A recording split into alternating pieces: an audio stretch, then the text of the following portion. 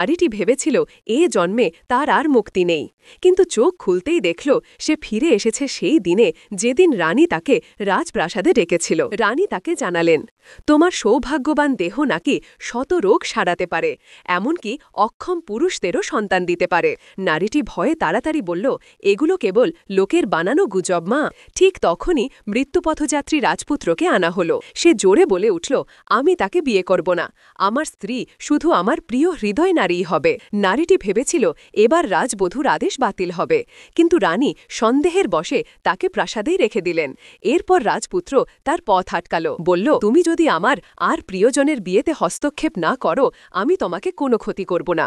নারীটি হাসল, রাজপুত্র অত চিন্তা করবেন না, আমি বরং আপনাদের সুখী জীবন কামনা করি, তবে জানি না আপনি নতুন বিয়ের রাত পর্যন্ত টিকে থাকতে পারবেন কিনা। রাজপুত্র তখন কিছুটা শান্ত হল, কিন্তু নারীটি ভাবছিল কিভাবে রাজপুত্র থেকে পুরোপুরি মুক্তি পাওয়া যায়। হঠাৎ সে দেখতে পেল সেই কফিন যেখানে আগের জন্মে তাকে পুঁতে ফেলা হয়েছিল, আর বুঝল ভেতরে শায়িত ছিলেন মৃত সেনাপতি কিন জেনারেল। এখন সেই জেনারেলও মৃত্যুপথযাত্রী। নারীটির মাথায় বুদ্ধি এলো, সে যদি জেনারেলকে বিয়ে করে রাজপুত্র থেকে মুক্তি পাবে। তাই সে সরাসরি জেনারেলের বাড়ি গিয়ে প্রস্তাব দিল বিয়ের। বয়স্ক মাতৃমহিলা রাজি হলেন, কারণ রাজপুত্র তাকে চায় না। তিনি তাকে পারিবারিক ঐতিহ্যের জেটবালা পরিয়ে দিলেন এবং বললেন, আমি নিজে রানী মহোদয়ের কাছে তোমার পক্ষে প্রার্থনা করব। কিন্তু ফেরার পথে প্রিয় নারী রাজপুত্রকে নিয়ে নাটক শুরু করল।